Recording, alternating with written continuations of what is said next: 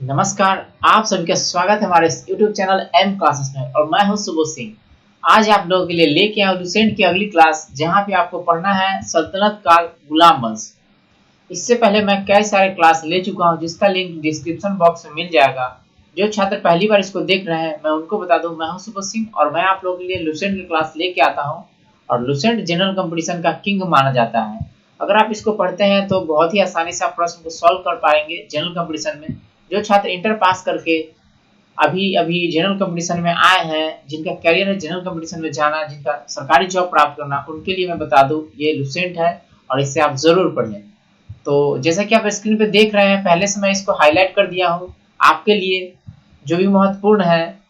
तो मैं समय वेस्ट नहीं करता हूँ, चलता हूँ आपको टॉपिक की ओर लेकर के, और आज की क्लास को प्रारंभ करते हैं आगे लेकर के। ठीक है। गुलाम वंश, यहाँ पे आपको लिखा है गुलाम वंश की स्थापना 1226 ईस्वी में कुतुबुद्दीन ऐबक ने किया था। आपको याद रखना है गुलाम वंश के संस्थापक कौन है? कुतुबुद्दीन ऐबक। ये आपको प्रश्न एग्जाम में पूछे जाएंगे कि गुलाम वंश के संस्थापक कौन है, तो कुतुबुद्दीन ऐबक। कब किया था? 1206 में। आपको याद रखना है 1206 में। वह गौड़ी का गुलाम था। कुतुबुद्दीन ऐबक किसका गुलाम था? गौड़ी का गुलाम था। ये प्रश्न पूछे जाते हैं कि गौड़ी किसका गुलाम, सॉरी, कुतुबुद्दीन ऐबक किसका गुलाम था? तो गौड़ी का गुलाम था। 1206 ईस्वी में गद्दी पर बैठा था। कुतुबुद्दीन ऐबक ने अपना राज्याभिषेक 24 जून 1206 ईस्वी को किया था। आपको डेट के साथ याद रखना है। कुतुबुद्दीन ऐबक ने अपनी राजधानी लाहौर में बनाई थी। अर्थात जब वो राजा बना तो अपना राजधानी लाहौर में स्थापित किया। कुतुब मीनार की नींव कुतुबुद्दीन ऐबक ने डाली थी। जो दिल्ली में कुतुब मीनार है, जिसके बारे में आप पढ़े होंगे, जिसको अगर आप गए होंगे दिल्ली तो देखे होंगे। ये जो बनवाया था कुतुबुद्दीन ऐबक, ठीक है, कुतुबुद्दीन ऐबक इसका नींव रखा था कुतुब मीनार का। दिल्ली की कुवत उल इस्लाम मस्जिद एवं अजमेर का 2.5 दिन का झोपड़ा, ये वही 2.5 दिन का झोपड़ा है जो पीछे आप पढ़ चुके हैं। ठीक है, ये विशल देव हड़ी के लिए आपको पढ़ा है ना पीछे, विशल देव, तो उन्हीं का वो विद्यालय था जिसको कुतुबुद्दीन ऐबक ने 2.5 दिन का झोपड़ा बना दिया। 2.5 दिन का झोपड़ा मस्जिद बना दिया। तो यहाँ पे दो मस्जिद का चर्चा हुआ, कुवत उल इस्लाम और 2.5 दिन का झोपड़ा। आपको याद रखना है ये दोनों मस्जिद के बारे में। और ये दोनों मस्जिद को बनवाया कुतुबुद्दीन ऐबक ने। ऐबक ने, देख लीजिए नीचे मैंने हाईलाइट कर दिया है और पॉइंट भी कर दिया है। कुतुबुद्दीन ऐबक को लाख बख्श अर्थात लाखों का दान देने वाला, लाख बख्श कुतुबुद्दीन ऐबक को कहते थे। और लाख बख्श का मतलब होता है लाखों का दान देने वाला। ठीक है। प्राचीन नालंदा विश्वविद्यालय को ध्वस्त करने वाला ऐबक का सहायक सेना नायक बख्तियार खिलजी। देख लीजिए, ये वही नालंदा विश्वविद्यालय जिसको आपने पीछे पढ़ा था, ठीक है, गुप्त काल में। तो ये वही नालंदा विश्वविद्यालय है जिसका विनाश कौन किया? बख्तियार खिलजी। और ये कौन था? कुतुबुद्दीन ऐबक का सेना नायक था। ठीक है। तो जब ये बंगाल अभियान से लौट रहा था तो इसकी नजर पड़ती है नालंदा विश्वविद्यालय पर और उसी ने इसको ध्वस्त कर दिया। ठीक है। आगे है, ऐबक की मृत्यु 1210 ईस्वी में चौगान खेलते हुए घोड़े से गिरकर हो गई। आपको याद रखना है कुतुबुद्दीन ऐबक चौगान खेल रहा था और इस वजह से उसकी मृत्यु हो गई घोड़े से गिरने के बाद। ठीक है। इसे लाहौर में दफनाया गया, अर्थात इसका जो कब्र है, कब्र स्थान है जहां पे इसको रखा गया, वो लाहौर है। ठीक है। ऐबक का उत्तराधिकारी अमीर शाह, आपको याद रखना, आराम शाह, आराम शाह। आपको याद रखना ऐबक का जो उत्तराधिकारी हुआ आराम शाह हुआ, जिसने 8 महीने तक शासन चलाया। अब देख लीजिए, आराम शाह 8 महीने तक शासन किया, ये आपको याद रखना है। आराम शाह की हत्या उसके इल्तुतमिश 1211 ईस्वी में दिल्ली की गद्दी पर बैठ, अब देख लीजिए, आराम शाह को मार दिया, आराम शाह की हत्या कर दिया। कौन कर दिया? इल्तुतमिश। और 1211 ईस्वी में न दिल्ली की गद्दी पर बैठ गया। कौन बैठ गया? इल्तुतमिश। अर्थात आराम शाह 8 महीने तक राजा रहा, उसको इल्तुतमिश मार दिया और खुद दिल्ली के गद्दी पर बैठ गया, खुद दिल्ली के गद्दी पर बैठ गया। आपको याद रखना है आराम शाह कितना दिन तक राजा रहा? 8 महीने तक। उसको कौन मार दिया? इल्तुतमिश मार दिया। इल्तुतमिश मार करके दिल्ली के गद्दी पर बैठ गया। आपको याद रखना है, ये अगर प्रीवियस ईयर का आप क्वेश्चन उठाएंगे ये सब प्रश्न देखने को आपको मिल जाएंगे। ये गुलाम वंश है और इससे एग्जाम में प्रश्न बनते हैं, इसलिए आप इसको ध्यान से पढ़ेंगे और ध्यान से देखेंगे, क्योंकि आप कोई भी एग्जाम देने जाइए आपको गुलाम वंश से एक प्रश्न मिल ही जाएगा एक सेट में। ठीक है। आगे आपका इल्तुतमिश तुर्किस्तान का इलवरी तुर्क था। आपको याद रखना है ये इलवरी तुर्क था इल्तुतमिश। ठीक है, जो ऐबक का गुलाम था और ये ऐबक का गुलाम था। ठीक है, एवं उसका दामाद भी था। ऐबक का ये गुलाम भी था, दामाद भी था। ऐबक की मृत्यु के समय वह बदायूं का गवर्नर था। ये पूछता है ऐबक की मृत्यु के समय इल्तुतमिश कहाँ का गवर्नर था, तो बदायूं का गवर्नर था। आपको यह याद रखना है। इल्तुतमिश लाहौर से राजधानी को स्थानांतरित करके दिल्ली ले आया। और ये प्रश्न आपको पूछेगा कि लाहौर से दिल्ली राजधानी किसने स्थानांतरित की, तो इल्तुतमिश ने। आपको याद रखना है इल्तुतमिश दिल्ली में राजधानी लेके आ गया लाहौर से, ठीक है। और ऐबक था तो लाहौर की राजधानी बनाया था। इल्तुतमिश पहला शासक था जिसने 1229 ईस्वी में बगदाद के खलीफा से सुल्तान पद की वैधानिक स्वीकृति प्रदान की। अर्थात इल्तुतमिश वह राजा था तो जो जिसको मान्यता दिया था बगदाद के खलीफा। कब? 1229 में, ठीक है।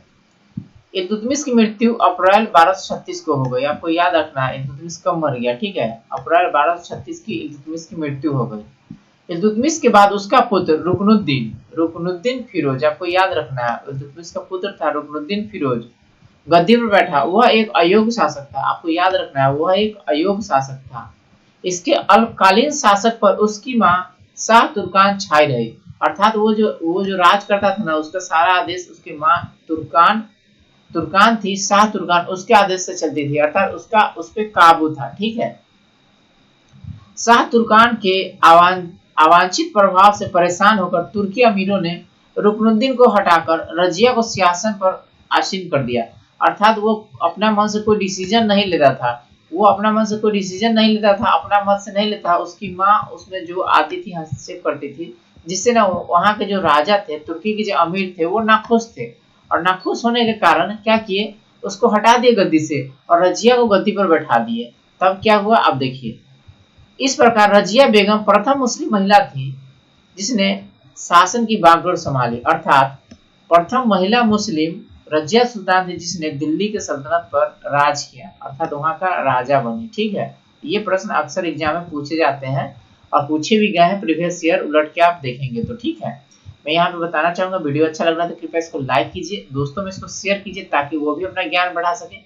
कोई सुझाव आप हमें देना चाहते हैं ताकि मैं वीडियो किस तरह से और अच्छा से अच्छा बना सकूं तो कृपया कमेंट करके जरूर बताइए आप हमको, ठीक है। रजिया के पर्दा प्रथा का त्याग कर पुरुषों की तरह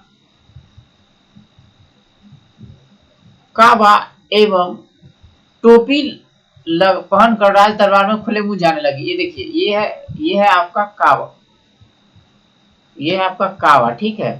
बोगा ये होता है काबा, ये होता है कुल्हा यानी टोपी, ठीक है।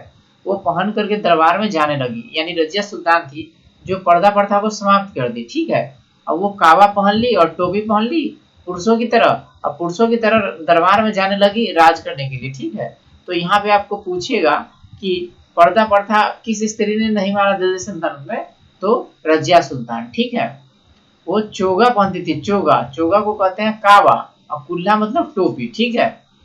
रजिया ने मलिक जलालुद्दीन याकूब को अमीर एक अखूर, आपको याद रखना है इसका नाम है मलिक जमालुद्दीन याकूत, उसको क्या कर दिए इसने, एक पोस्ट दे दिया अमीर अखूर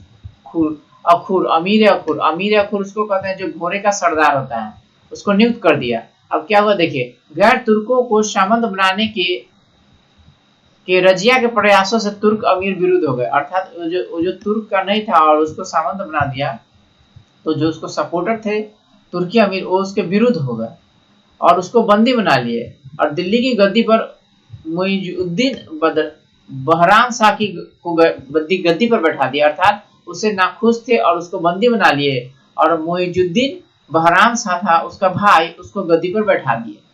रजिया की शादी अल्दुनिया के साथ हुई, देख लीजिए। अब ये पूछता है रजिया की शादी किसके साथ हुई, तो अल्दुनिया के साथ हुई, आपको याद रखना है ये वाला। इसके शादी करने के बाद रजिया ने पुनः गद्दी प्राप्त करने का प्रयास किया। अर्थात जब शादी हो गया तो अल्दुनिया के साथ मिलके वो फिर से दिल्ली की गद्दी लेने की कोशिश की, लेकिन वो असफल रहा। असफल क्यों रहा भाई, नीचे देखिए। रजिया की हत्या 13 अक्टूबर 1240 ईस्वी को, आपको याद रखना है, मैं पॉइंट कर देता हूँ, डाकुओं के द्वारा कैथल के पास, देख लीजिए यहाँ पे कैथल के पास उसकी मृत्यु हो गई, यानी उसको मार दिया डाकू। बहराम शाह को बंदी बनाकर उसकी हत्या 1242 में कर दी गई, यानी बहराम शाह को अब बंदी बना लिया गया, ठीक है, और उसको बना करके 1242 में उसको मार दिया गया, ठीक है।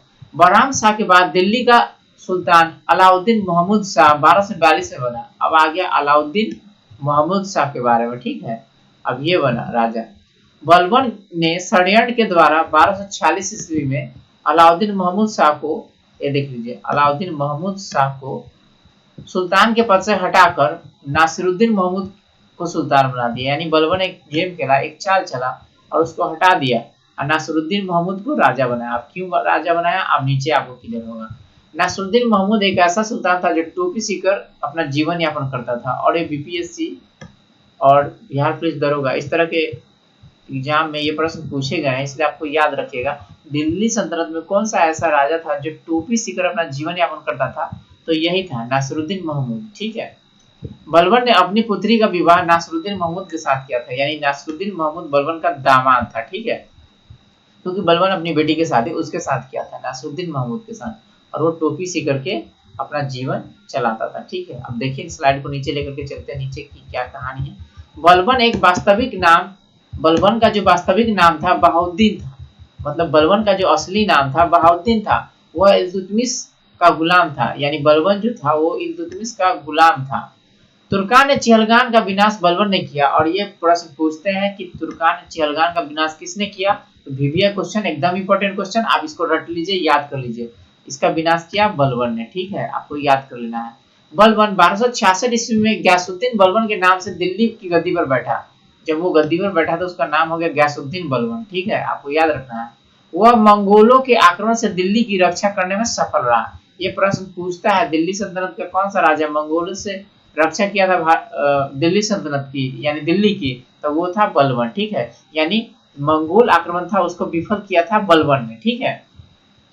राज दरबार में सिजदा एवं पैबोस प्रथा की शुरुआत बलबन ने की। आपको याद रखना है, ये प्रश्न पूछते हैं, सिजदा एवं पैबोस का प्रारंभ कौन किया, बलबन ने। सिजदा मतलब होता है कि राजा के सामने घुटनों पर, यानी पैर के घुटनों पर झुक के उसको सलाम करना, और पैबोस का मतलब होता है उसके हथेली को चूमना। और ये प्रथा जो प्रारंभ किया था ये बलबन किया था। ये पूछता है सिजदा एवं पैबोस की प्रथा किसने शुरू की, तो बलबन ने। सिजदा मतलब होता है घुटनों के बल झुक करके, घुटनों के बल बैठ करके सजदा करना, यानी उसको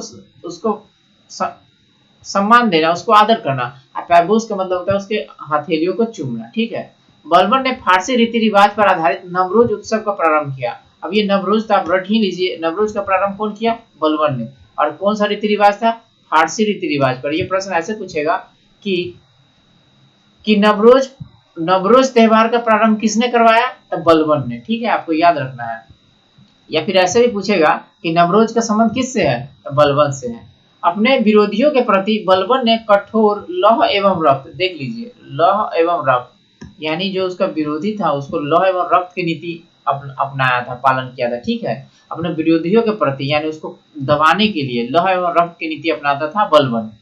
नासिरुद्दीन महमूद ने बलबन को उलुम खां, आपको याद रखना है, ये बलबन को उलुम खां बोला था नासिरुद्दीन महमूद। यह वही व्यक्ति है जो टोपी से करके अपना जीवन यापन करता था और यह उसका दामाद है, उसको बोला था उलुम खां। बलबन को क्या बोला, उलुम खां। बलबन के दरबार में फारसी के प्रसिद्ध कवि थे अमीर खुसरो। आपको याद रखना है, ये कुछ बहुत बड़े नाम है अमीर खुसरो जो एग्जाम में पूछे जाते हैं, जो किसके दरबार में, बलबन के दरबार में। और दूसरे अमीर हसन, बलबन के दरबार में रहते थे। ऐसे पूछा जाएगा या मिलाने के लिए दे दिएगा कई सारे आपको कवि के बारे में, आप बताया जाएगा किसके दरबार में रहते थे। उसमें एक अमीर खुसरो, याद रखिएगा, अमीर हसन, ये दोनों बलबन के दरबार में रहते थे, ठीक है। गुलाम वंश का अंतिम शासक था शमसुद्दीन कैकुमर्स। आपको यह याद रखना है नाम, आपको संस्थापक याद रखना है एवक, और अंतिम है आपका शमसुद्दीन कैकुमर्स। अब ये दोनों को याद रख लीजिए, वीवीआई करके बीच में जो पढ़ाया हो, जो हाईलाइट कर दिया उसको भी याद रख लीजिए। अगर आप लिखना चाहते हैं तो लिख करके इसको आप नोट्स बना सकते हैं, ठीक है। शमसुद्दीन कैकुमर्स था तो गुलाम वंश का अंतिम राजा था। उम्मीद करता हूँ कि ये वीडियो आपको पसंद आ रहा है। पसंद आ रहा है तो कृपया इसको लाइक कीजिए, दोस्तों में शेयर कीजिए। कोई भी सुझाव देना चाहते हैं आप हमें कमेंट करके बता सकते हैं। अगला क्लास में लूंगा, आपको खिलजी वंश पढ़ाऊंगा, जो यहाँ पे मैं हाईलाइट कर दे रहा हूँ, खिलजी वंश। इस वीडियो में इतना ही मैं आपको बता रहा हूँ। देश दुनिया के साथ जुड़े रहिए। जय हिंद, जय भारत।